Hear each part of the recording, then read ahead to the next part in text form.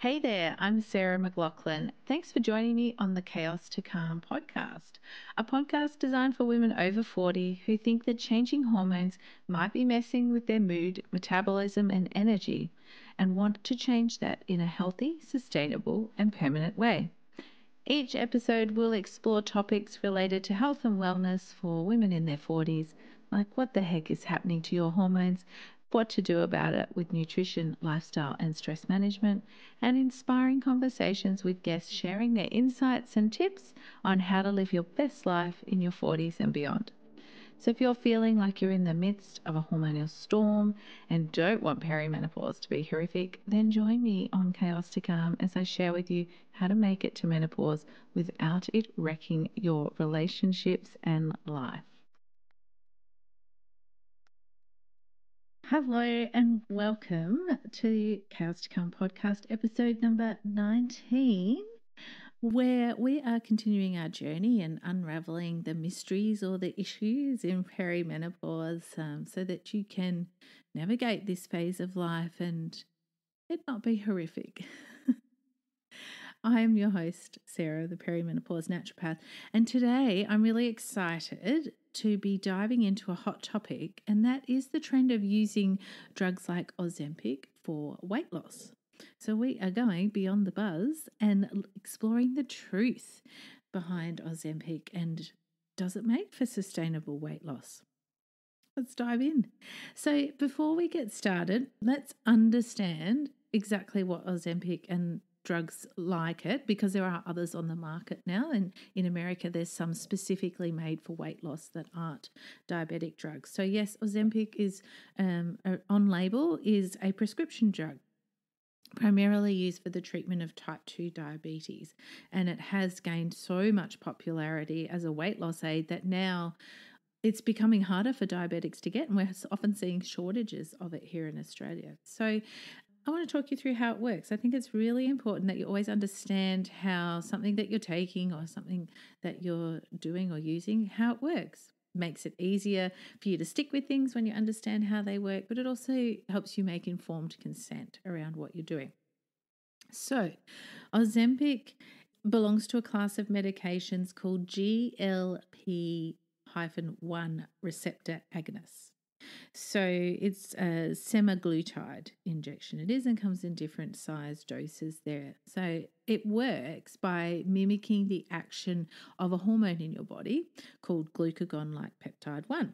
And that hormone, GLP, 1 helps regulate your blood sugar levels and also contributes to appetite control. So, by activating the GLP-1 receptors, Ozempic can reduce your appetite. It slows down how your food leaves your stomach. So, that's how it reduces your appetite, and it promotes a feeling of fullness in that same way. It also helps your pancreas produce more insulin when your blood sugar's high. So, we get the glucose out of your bloodstream and into your cells, and it helps prevent your liver from making and releasing too much of its own glucose. So, yeah, it can seem like a magic solution. I mean, you only have to go search in your news app. I went and did that today on Apple News. There is a mountain of stories on Ozempic and celebrities and people losing weight on it. So it does seem like that magic wand for sure. But I really think, like I said in the intro, you really got to consider the limitations of something that you're taking and the potential side effects and the risks to you. Now, you always, hopefully, whoever's prescribing things like this to you is discussing those with you. But it's also really important that you ask questions or ask to see the sheet that comes with the medication and read through that, because that outlines all of the risks and side effects that might be there. Often I see with people, especially if they're taking multiple medications, that sometimes their side effects or the things that they're experiencing, they actually don't realize the side effects of the medications that they're on. So let's have a talk about the physical side effects that might come with using Ozempic for weight loss. And then I want to talk through some other things to think about before you just dive in and say, yes, hit me with this. I want to lose that weight now. So, like I said, it's really essential to be informed and prepared for any challenges that may arise. And it's true for any medication, supplement or product that you're using, as I said. So some common side effects include nausea, vomiting, diarrhea, and constipation or constipation. And some people might also experience headaches, dizziness, changes in your appetite. Well, I guess that's what you're expecting, that it will be reduced. So those side effects can vary in intensity and duration, and you really need to tune into them and pay attention to them, because remember, always symptoms or side effects are a sign or a flag from your body that something isn't right, something isn't working well for your body there. So rather than just ignoring it, it is, you do need to tune in and think about what is happening in your body. And, potentially if your blood sugar level dropped too low, you might feel dizzy, or you might get really hangry or sweaty or faint and things like that too. And that can present its own dangers, hitting your head or blacking out while you're driving, or any of those things puts you and other people at risk as well. So two things that are interesting. I read a couple of news articles recently, and one was talking about the effect that Ozempic can have on relationships, either, with your partner, but also with your friends or other family members. And it was saying how some partners of people who were using Ozempic were really judging them as cheating or taking an easy option or an easy route out. Of course, there's other factors at play at that. There was people's own goals, or whether they could or could not use Ozempic, that might be guiding how they're reacting and responding there. But I thought that was really interesting. Another person in that same news article mentioned that they had stopped going out with their friends because they felt really bad for their friends when their friends were eating in front of them, because they were using Ozempic, their appetite had really disappeared, and so they weren't eating much, and they weren't often eating when they went out, but their friends were hungry and they were supposed to be out for a meal. So so it stopped them socializing, which is super interesting there as well. And another article I read today, which was, well, it's not really funny, but it was interesting. It was talking about Ozempic face and butt and fingers and hands. And essentially what underlies them all is that if you have rapid weight loss, you can get really saggy skin. And so it was talking about how you might end up with sort of really droopy or saggy skin. And actually it speaks to one of the other side effects, that with Ozempic, so it doesn't differentiate. You just lose weight. It's not always fat mass. So you might actually lose muscle mass, which is, as we age, that's not a great thing for us to do. But it also, your muscles, especially your big muscles like the ones in your legs and your biceps and those ones, they are glucose burning factories. So if we're losing muscle mass, we're losing that capacity to use the glucose in the foods that we're eating. So in the long term, it's going to come back and bite you, essentially, because if you stop taking Ozempic, you're going to find yourself struggling to maintain your blood glucose levels there. So, when you lose muscle mass, you lose things like collagen in your cheeks and your face. So if you've ever been on a really restrictive or strict diet, you might have found yourself looking really gaunt after a period of time, or your cheeks get quite sunken. And that's a sign that you've lost collagen and lost muscle mass, and that's not a great place to be in. When you're losing weight, if you've got weight to lose, you want to lose the fat mass, especially the stuff around your abdomen, which puts you at risk of chronic diseases like metabolic syndrome. So Ozempic face is when you've got saggy skin, and that can happen, on your arms and around your legs and your stomach, particularly if you've lost a lot of weight there. So some of the other things that Ozempic can do, it does have some quite serious side effects as well. And, the risk of these would vary as well, and some of them would be quite rare, but, possibly it can impact your thyroid and cause thyroid tumours. And you might, if you've had problems with your pancreas or kidneys, it's not appropriate for you there either. And of course, you're not using that if you're pregnant or breastfeeding. Any weight loss while you're breastfeeding or pregnant is not safe because of the danger of releasing toxins into your bloodstream that pass to the baby through your breast milk or placenta when you're releasing fat mass. Anyway, I've digressed a bit there because we're here for perimenopause, which is not necessarily your most fertile time, although, it could be. So yeah, so it can impact your relationships as well as your physical self and your muscle mass. As we age, it's really important that we have strong muscles, and it protects us from falls, like falling over as we age, like into your 80s or 70s and 80s. If you fall, then you have a higher risk of dying in the time following that, if you have a break or a fracture, particularly in something like your hip or your thigh bone. Anyway, I'm really digressing now. I'm going to come back to it. We're talking about Ozempic, Sarah. Come on. Let's just get with the program here.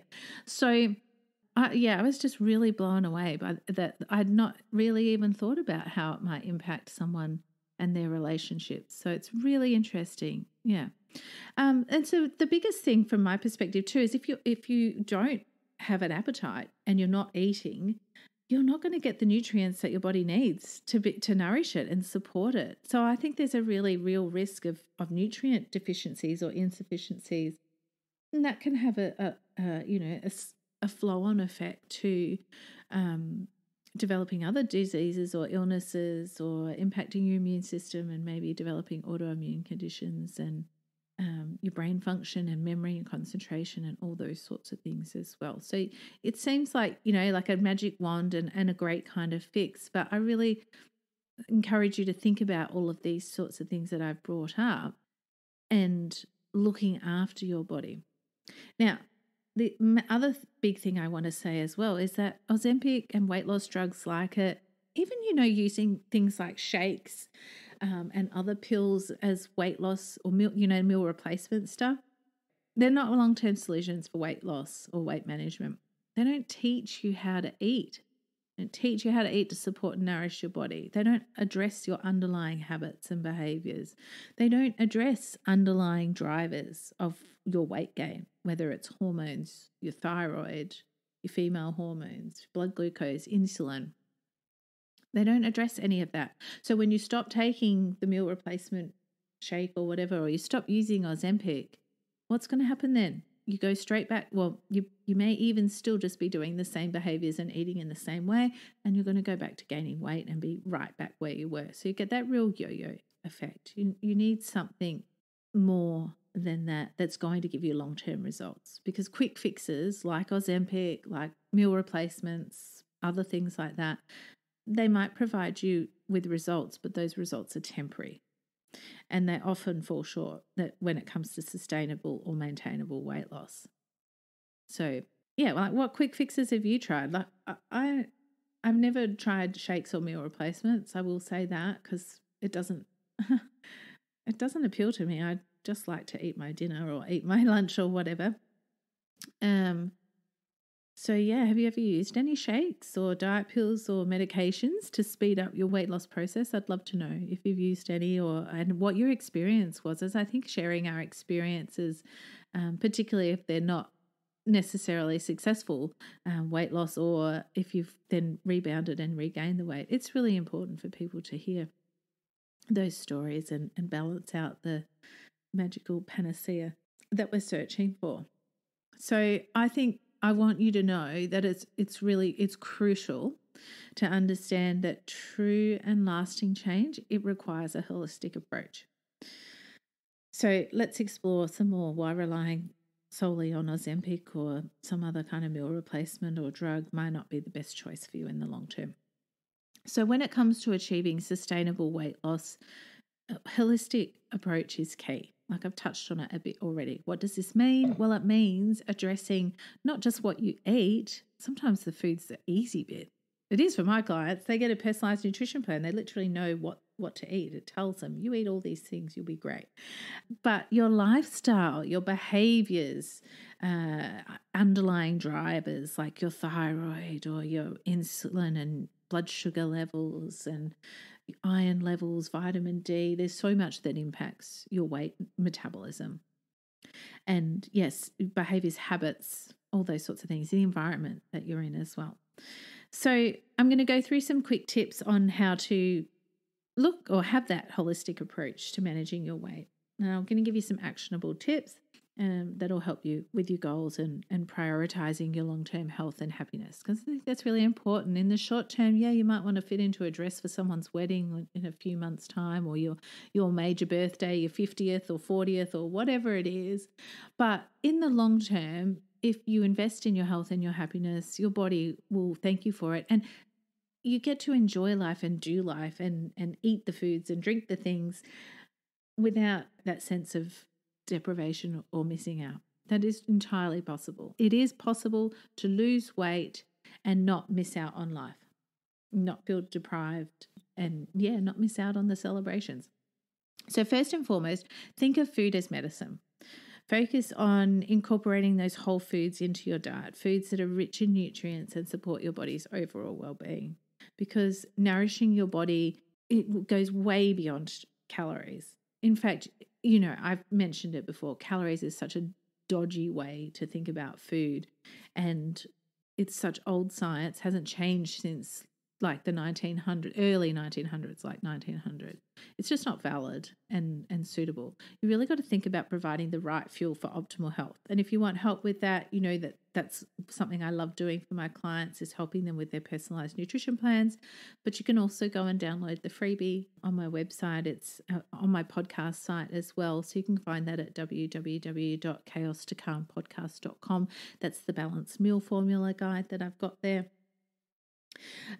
Because Ozempic might suppress your appetite and keep you feeling full for longer, but it doesn't teach you how to nourish your body and how to, put your plate together with nutrient dense foods. So weight loss is not just about calorie counting or following a generic meal plan or exercising more. I mean, if it was, we would just do that and it would work, right? But you get to your 40s and perimenopause and it definitely shows you that that is not what weight loss is about. You need to understand how to eat for you and how to support and nourish your body so it feels safe to release fat. Fat is protective. Physically, metaphorically, your body won't release it if it senses any hint of famine or undernourishment. So that's why it's really important to take the time to understand your body, its unique needs, and how to put your meals together in a way that suits your individuality, your biochemistry, your hormones, your metabolism, your phase of life, your lifestyle, your budget, all those things. Knowledge really is power. Knowledge in how your body works and also how to support it and nourish it. I like to think of it as, that a saying, give a person a fish and they eat for a day, teach them how to fish and they have food for life. Now, the same principle applies here to food and understanding how to nourish your body. When you learn to eat in a way that supports and nourishes you, it becomes a lifelong skill. You feel good. It's self-perpetuating. You want to keep doing it. And if we take it to the next level, it's empowering because it puts you in control of your well-being now, but into the future as well. But also it's maintainable because you understand how to balance and do celebrations, festivities, drinks, meals out, all that sort of thing with the rest of the time. You really, truly get a sense of actually what that, moderation or that 80-20 that everyone's always talking about, what that actually means.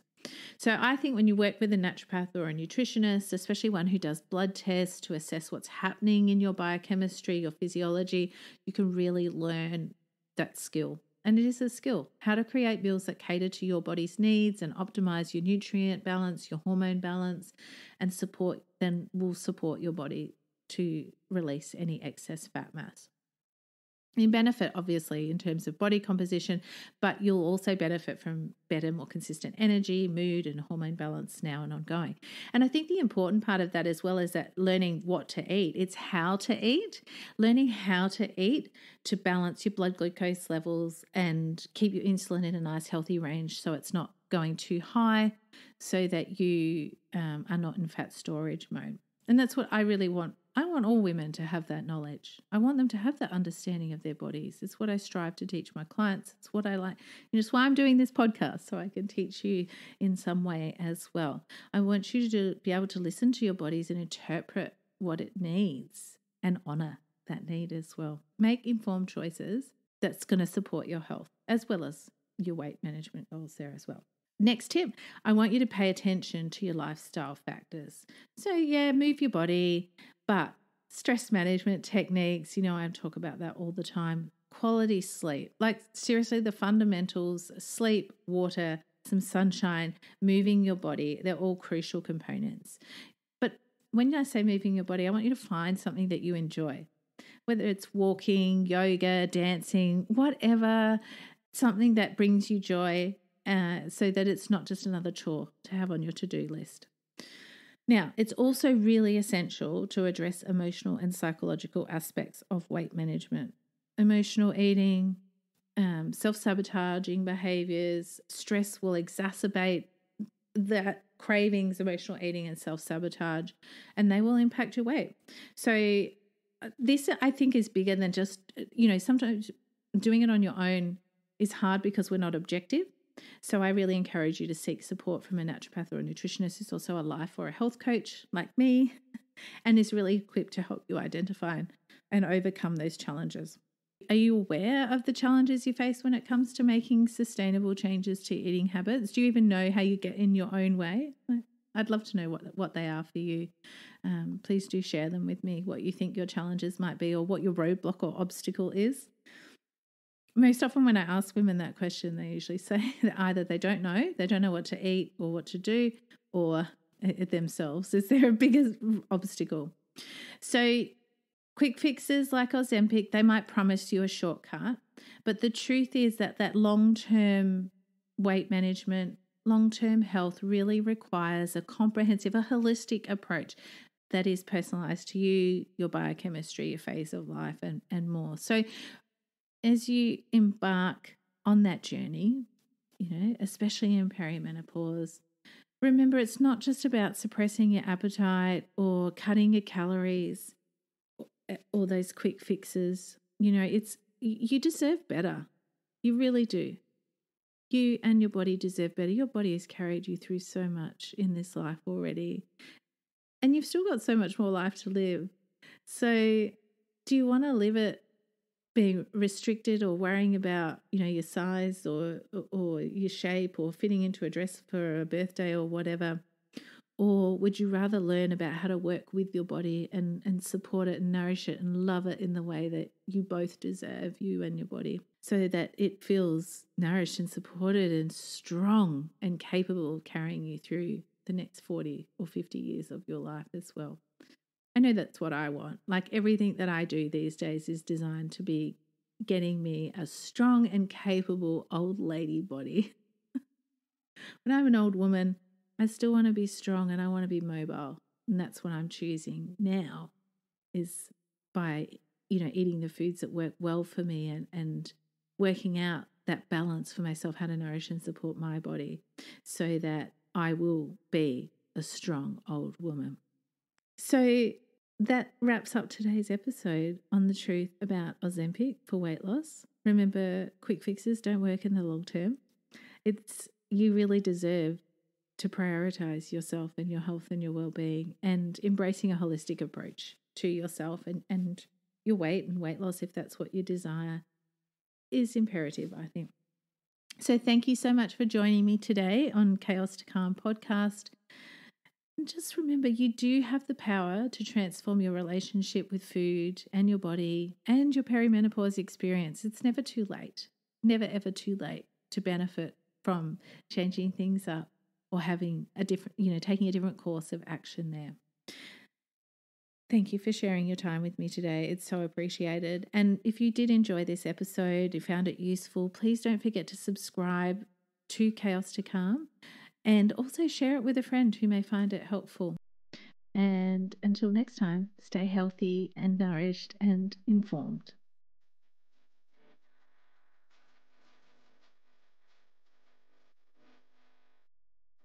It's really common for women over 40 to experience the chaos of changing hormones, mood, metabolism, and energy. But I hope you know now that common doesn't have to equal normal for you or them. You can help others understand they aren't alone in feeling this way, and that perimenopause doesn't have to be horrific, by subscribing, leaving a review, and sharing this podcast with other women in their 40s and beyond. Thanks so much for listening and sharing your time with me today in this Chaos to Calm conversation.